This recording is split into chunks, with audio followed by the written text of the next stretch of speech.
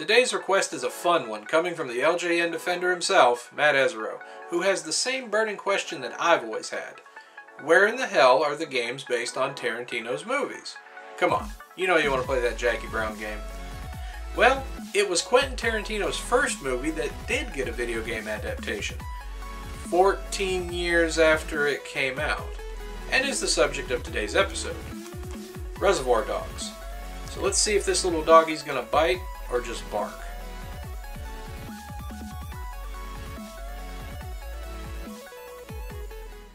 Here are your names.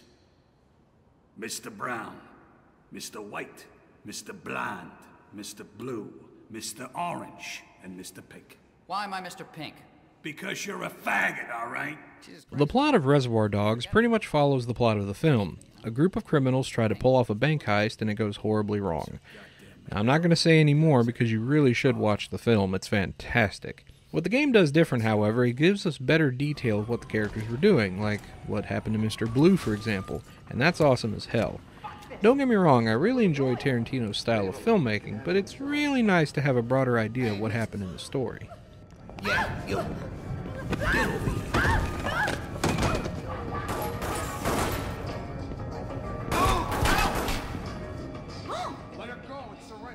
Reservoir Dogs is a third-person shooter akin to Max Payne, where you go from point A to B, letting no one get in your way with a variety of weapons at your disposal, like pistols, machine guns, shotguns, and the like. You can even go into cover as well as use bullet time. Sorry, Bullet Festival. Where you go slo-mo and hit targets with precision.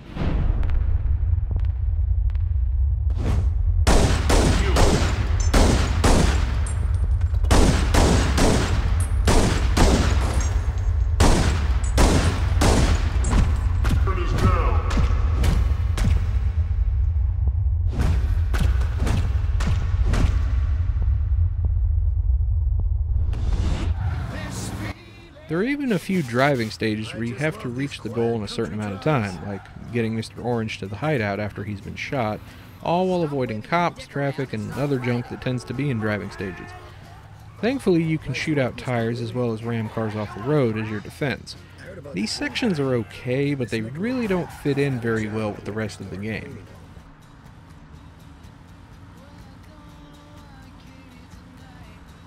At least these guys know how to drive. The one thing that Reservoir Dogs does differently is its rating system. As you progress, you'll notice a bar at the end of each stage with Professional and Psycho on opposite sides.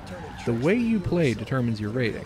For example, taking hostages, disarming cops, and killing only when needed will lean you more towards Professional. Go batshit crazy and just kill everyone you see with no remorse leads you more towards Psycho. What does this really do? Well, besides bragging rights, your rating determines which of the different endings you'll receive.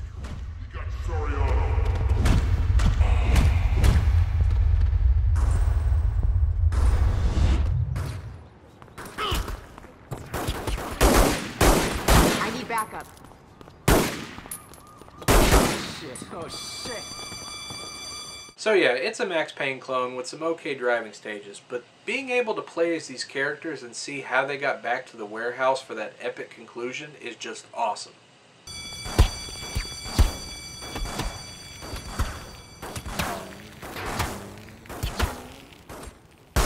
Reservoir Dogs looks good. Well, most of it does. The stages look okay, even though it feels like the game takes place in generic town USA. As for the characters, yeah, very odd looking, but then again, the only actor they had the rights to likeness was Mr. Blonde, played by fan favorite Michael Madsen. Speaking of America's Sweetheart, he also voices the character as well. As for the other actors, it's hit or miss as they do the best they can to mimic the real actors' parts, but don't quite hit the mark. Somebody's gonna start crying. Mr. Blonde.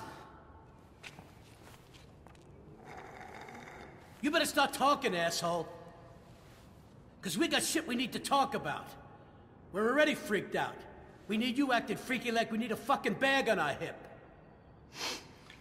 Are you gonna bark all day, little doggy? Or are you gonna bite?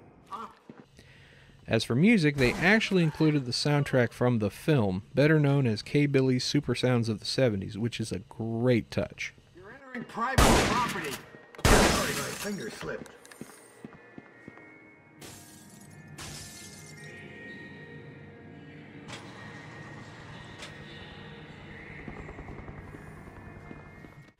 So that's Reservoir Dogs, and honestly, it's not a bad game for a Max Payne clone.